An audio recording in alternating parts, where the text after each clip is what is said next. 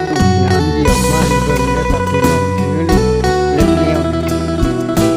เบิ่นไก่สีเด้อครับพี่น้องเหลืองเพิ่นออกสีดำเลยครับเป็นกระสุนปืนมาพี่น้องชมเด้อครับพี่น้องแล้วดอกตัดเลยนะครับ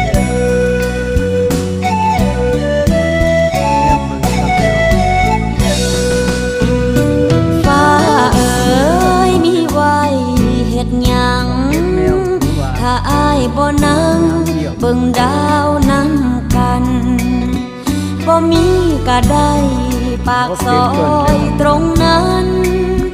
หากอ้ายลืมวันเคยเที่ยวร่วมทางมีไว้เฮ็ดหยัง